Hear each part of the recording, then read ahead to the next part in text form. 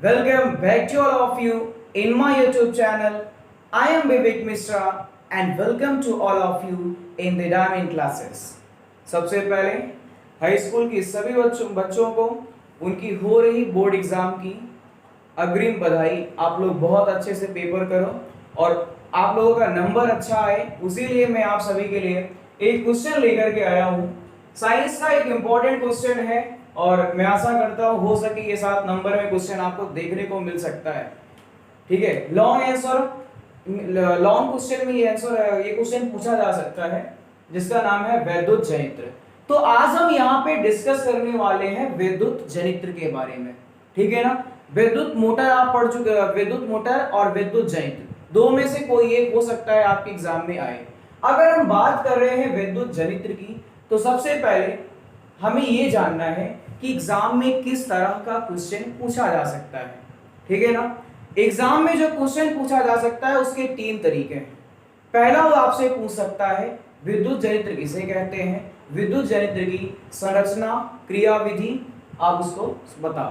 ठीक है, यह तो अगर वो केवल विद्युत जनित्र कहता है तब आप कोई भी जनित्र के बारे में उसे बता दो, लेकिन क्वेश्चन पूछने के तरीकों को चेंज करके अगर वो आपको बाध्य कर देगा, बोलेगा कि आप प्रत्यावर्ती धारा जनित्र का बताओ, प्रत्यावर्ती धारा जनित्र क्या होता है, उसकी संरचना और क्रियाविधि तुम्हें बतानी है, तब क्या करोगे। दृष्टि धारा जनित्र क्या होता है, अब हमें ये जानना है। तो सबसे पहले हम पढ़ने वाले हैं प्रत्यावर्ती धारा जनित्र। ठीक है ना, ध्यान से सुनना सारी बात। अगर ध्यान से सुन लोगे, पूरी वीडियो को देख लोगे, मैं दावा कर सकता हूं आप अच्छे से एग्जाम में लिख करके आओगे। देखो, अगर हम बुक की लैंग्वेज पर जाएंगे तो हमें समझ नहीं आने वाला है। बहुत सारी बुक्स हैं, लैंग्वेज उसकी आपको बोर कर सकती है, उबा सकती है, लेकिन आपके डाउट को क्लियर नहीं कर सकती है। मैं आपको कम लैंग्वेज में मैं इस टॉपिक को क्लियर करना चाहता हूं कि आप कैसे भी आएगा ये क्वेश्चन आपको याद हो जाए और आप अच्छे से वहां पर पे करके आओ। तो चलिए, सबसे पहले मैं आपको ये बताता हूं विद्युत जनित्र होता क्या है। एक यंत्र है, सपोज करो एक यंत्र है जो यांत्रिक ऊर्जा को विद्युत ऊर्जा में बदलता है, जिसे हम विद्युत जनित्र कहते हैं। सबसे पहली चीज क्या बोला मैंने, वह यंत्र जो यांत्रिक ऊर्जा को विद्युत ऊर्जा में बदल दे उसे हम विद्युत जनित्र कहते हैं। यांत्रिक ऊर्जा से अभिप्राय क्या है आपका, सपोज करो जैसे आपने देखा होगा जनरेटर होते हैं ना, उसमें क्या करते हो आप उसको स्टार्ट करते हो, पहले तो आप उसको स्टार्ट करोगे कि नहीं, तो वही है कि वह यंत्र जो यांत्रिक ऊर्जा को, यानी कि पहले इसको हम यंत्र द्वारा खुद कुछ ऊर्जा देंगे, जब उसको यांत्रिक ऊर्जा देंगे तो ये युक्ति जो होती है हमें विद्युत ऊर्जा प्राप्त करती है। विद्युत मोटर में क्या होता है, विद्युत मोटर में ये होता था कि उसको हम वैद्युत ऊर्जा देते थे तो यांत्रिक ऊर्जा उत्पन्न होती थी। इसमें उसका उल्टा होगा, इसको हम क्या करेंगे, इसको हम प्रदान कर देंगे यांत्रिक ऊर्जा, जिससे हमें ये विद्युत ऊर्जा देगा। अब ये विद्युत कैसे मिलेगी इसके बारे में हमें जानना है। सबसे पहले हम बात करेंगे विद्युत जनित्र के सिद्धांत की। देखो, सिद्धांत चाहे प्रत्यावर्ती धारा जनित्र का हो चाहे दृष्टि धारा जनित्र का हो, दोनों का सिद्धांत सेम है, कोई अंतर नहीं है। चाहे आप प्रत्यावर्ती धारा जनित्र की बात कर लो चाहे दृष्टि धारा जनित्र की बात कर लो, दोनों में क्या है, सिद्धांत लगभग वही है। चलो सबसे पहले हम सिद्धांत जानते हैं। ठीक है ना, देखिए प्रत्यावर्ती धारा जनित्र जो होता है ये क्या होता है, चुंबकीय प्रेरण की घटना पर आधारित है। सबसे पहली चीज जो बताई जाती है किस पे आधारित होता है, चुंबकीय प्रेरण की घटना पर आधारित है। कौन, विद्युत जनित्र। अब चुंबकीय प्रेरण की घटना क्या है ये आप जानते हो, किसे कहते हैं चुंबकीय प्रेरण। सपोज करो कोई तार है या कोई लूप है। ठीक है, मैं एक तार ले रहा हूं या एक लूप ले रहा हूं, उसके चारों तरफ एक चुंबकीय फ्लक्स उत्पन्न होगा। अब चुंबकीय फ्लक्स क्या है, जैसे कोई चुंबकीय क्षेत्र है उस पर हम क्या कर दें, सपोज करो यही कोई हमारा चुंबकीय क्षेत्र हो गया ना। चुंबकीय क्षेत्र में किसी एक टुकड़े को आप रख दो, जब चुंबकीय क्षेत्र में किसी टुकड़े को रखोगे ना तो इसमें बल रेखाएं प्राप्त हो जाती है। क्या प्राप्त होती हैं, बल रेखाएं प्राप्त होती हैं, जिसे हम कहते हैं चुंबकीय, क्या बोलते हैं इसको, बोलते हैं चुंबकीय फ्लक्स। क्या बोलेंगे हम लोग, चुंबकीय फ्लक्स। चुंबकीय फ्लक्स कैसे होता है? किसी कोई चुंबकीय क्षेत्र में लंबवत गुजरने वाली बल रेखाओं की संख्या ही क्या कहलाती है? चुंबकीय फ्लक्स कहलाती है। अब मैं बात कर रहा हूं विद्युत चुंबकीय प्रेरण की। सपोज करो कोई तार है या लूप है, उसके चारों ओर जो हमारा क्या होता है, चुंबकीय फ्लक्स होता है। अगर चुंबकीय फ्लक्स के मान में परिवर्तन हो जाए, क्या हो जाए? चुंबकीय फ्लक्स के मान में परिवर्तन हो जाए तो एक विद्युत वाहक बल उत्पन्न हो जाता है। ठीक है ना? तो ये बात हो गई चुंबकीय प्रेरण की परिभाषा की। लेकिन हम क्या बात कर रहे हैं?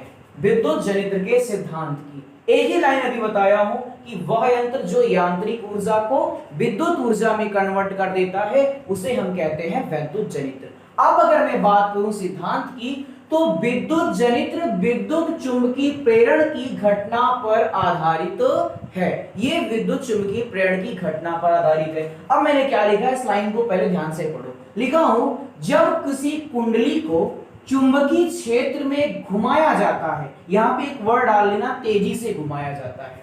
ठीक है?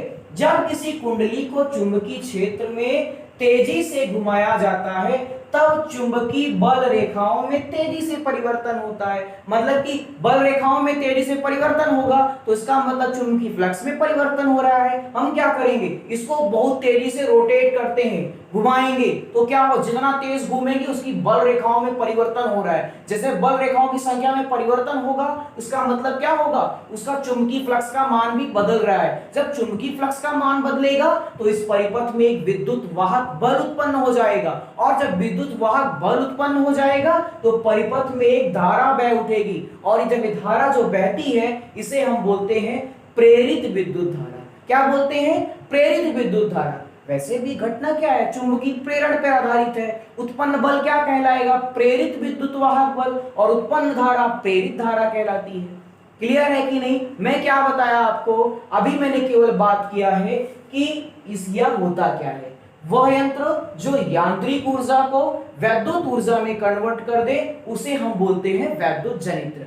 अब मैं बात कर रहा था सिद्धांत की, तो यह जो होता है विद्युत चुंबकीय प्रेरण की घटना पर आधारित होता है, पहली लाइन। उसके बाद बोला कि जब किसी कुंडली को चुंबकीय क्षेत्र में तेजी से घुमाया जाता है, जब तेजी से घुमाओगे, और तुम्हें पता है ना कि जो बल रेखाएं होती हैं उत्तरी ध्रुव से दक्षिणी ध्रुव की तरफ निकल रही हैं, जब इसको हम चुंबकीय क्षेत्र में तेजी से घुमाते हैं तो इसकी बल रेखाओं की संख्या में तेजी से परिवर्तन होता है। जब तेजी से परिवर्तन होता है तो चुंबकीय फ्लक्स का मान बदलेगा, चुंबकीय फ्लक्स में परिवर्तन होगा, और जब चुंबकीय फ्लक्स में परिवर्तन होगा तो एक विद्युत वाहक बल उत्पन्न हो जाएगा, और जब विद्युत वाहक बल उत्पन्न होगा तो परिपथ में धारा बह उठेगी जिसे हम प्रेरित विद्युत धारा कहते हैं। ये तो हो गई क्रियाविधि की बात। ठीक है ना? अब मैं बात कर रहा हूं संरचना की। संरचना में क्या है? क्षेत्र चुंबक, आर्मेचर, सर्पी वलय, ब्रुश। ठीक है? देखो, ये क्षेत्र चुंबक आपको विद्युत मोटर में भी मिल जाएगा, आर्मेचर आपको विद्युत मोटर में भी मिल जाएगी। ये सर्पी वलय ना, यही पूरा खेल करता है। यही सर्पी वलय ही तो अंतर पैदा करता है। सर्पी वलय ना होता तो हमें प्रत्यावर्ती धारा ही नहीं मिलती। सर्पी वलय को मैं क्या करूं, हटा दूं, और यहाँ पे मैं विभक्त वलय लगा दूं। क्या लगा दूं? विभक्त वलय। तो यही पूरी संरचना जानते हो, दृष्टि धारा जनित्र बन जाएगी। क्या बन जाएगी? दृष्टि धारा जनित्र बन जाएगी। तो सबसे पहले हम इसकी एक एक संरचना की बात करते हैं। पहला है क्षेत्र चुंबक। क्या है? क्षेत्र चुंबक। चलो आ जाते हैं। क्षेत्र चुंबक किसे कहते हैं? ये दो शक्तिशाली चुंबक होते हैं। ये दो क्या होते हैं? ये दो शक्तिशाली चुंबक होते हैं जिस पर दो ध्रुव होते हैं, एक उत्तरी ध्रुव होता है, एक दक्षिणी ध्रुव होता है। इतना लिख दो, और बहुत ज्यादा राम कहानी लिखने की कोई जरूरत नहीं है। केवल हमें लिखना है कि दो शक्तिशाली चुंबक होते हैं, एक उत्तरी ध्रुव होता है, दूसरा दक्षिणी ध्रुव होता है। चलो यहां तक की पूरी बात खत्म है। अब मैं बात करता हूं आर्मेचर की। आर्मेचर क्या है? देखो, आर्मेचर बनाई कैसे जाती है। सबसे पहले एक ये बंद परिपथ होता है। बंद परिपथ की एक कुंडली होती है। क्या होती है?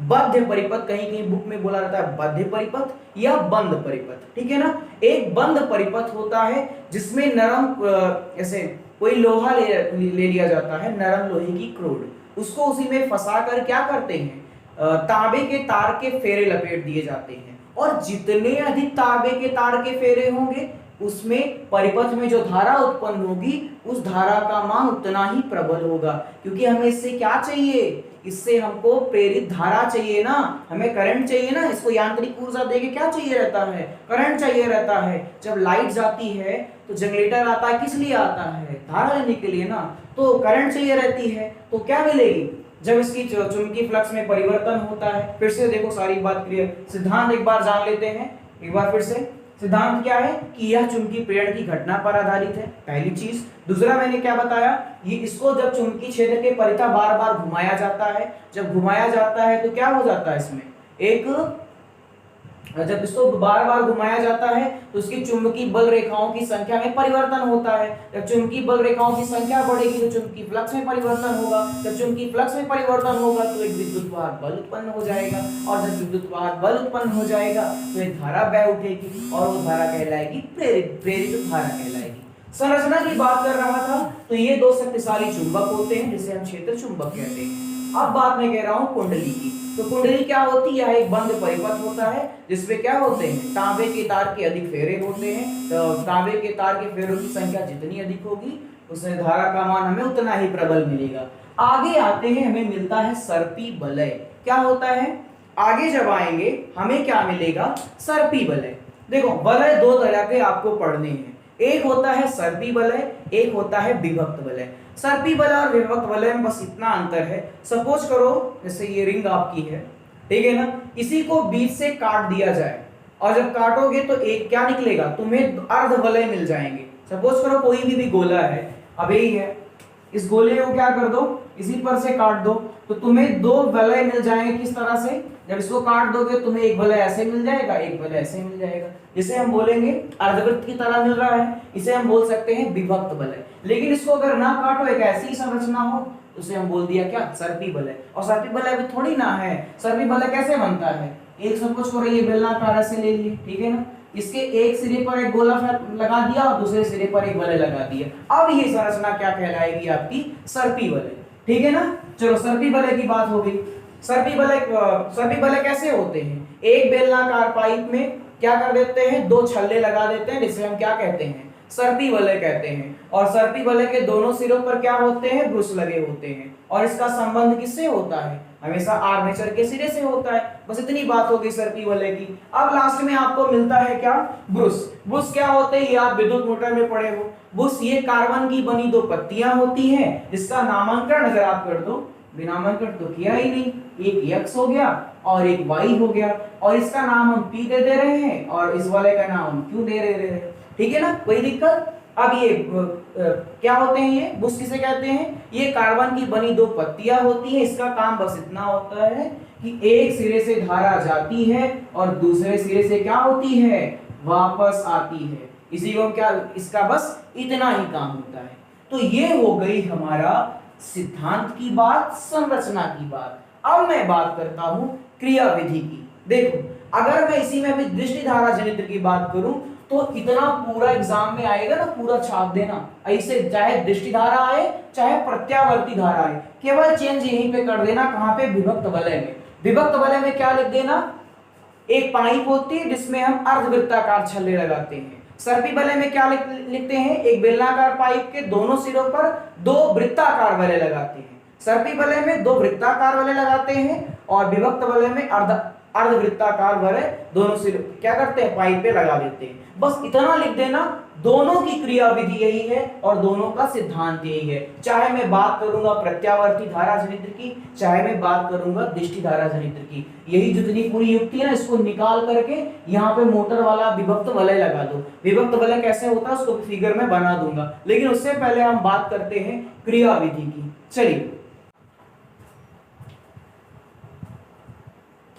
चलिए हम बात करते हैं विद्युत जनित्र के क्रियाविधि की।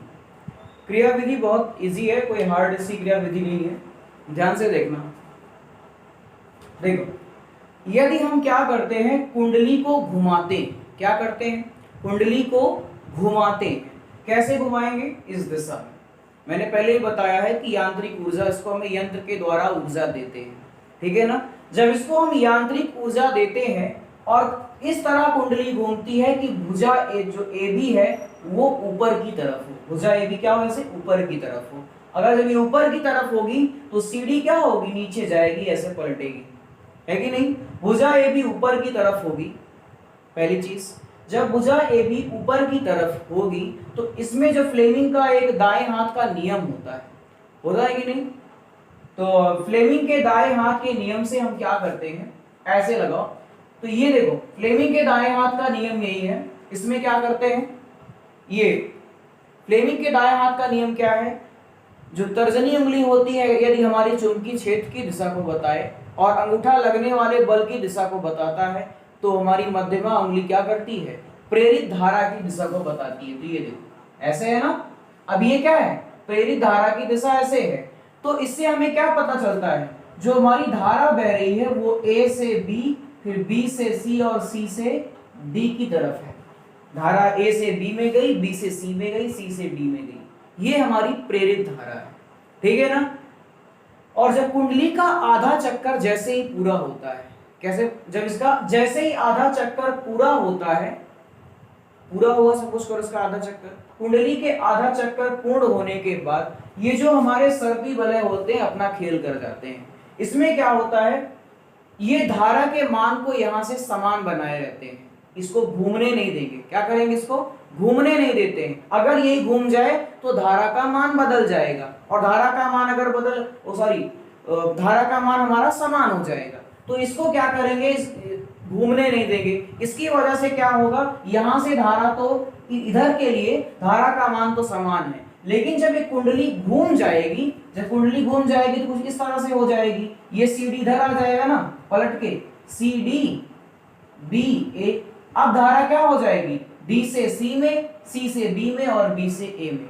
इससे हमें क्या पता चलता है कि जब कुंडली शुरू में घूमती है धारा ए से बी में, बी से सी और सी से डी में रहती है, और जैसे ही आधा चक्कर इसका पूरा होता है धारा की दिशा बदल जाती है, बहने वाली धारा की दिशा बदल जाती है। तो यही हमारी प्रत्यावर्ती धारा की परिभाषा होती है।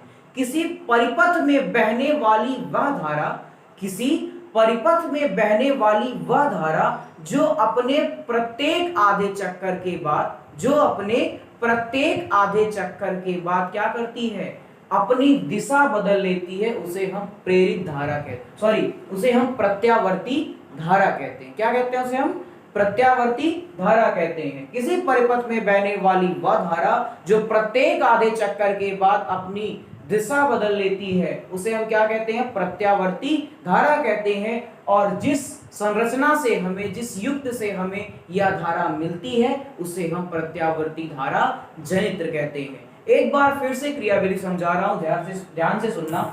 जब कुंडली को जब किसी बंद कुंडली को क्या करते हैं, इसी चुंबकीय क्षेत्र में घुमाते हैं, और जब इसको घुमा रहे हैं तो भुजा ए बी पहले, भुजा ए बी पर ऊपर की तरफ होगी और भुजा सी डी क्या होगी, नीचे की तरफ होगी। तो फ्लेमिंग के दाएं हाथ के नियम से इसमें बहने वाली धारा पहले ए से बी में, बी से सी में और सी से डी में होगी। यही है हमारी ना।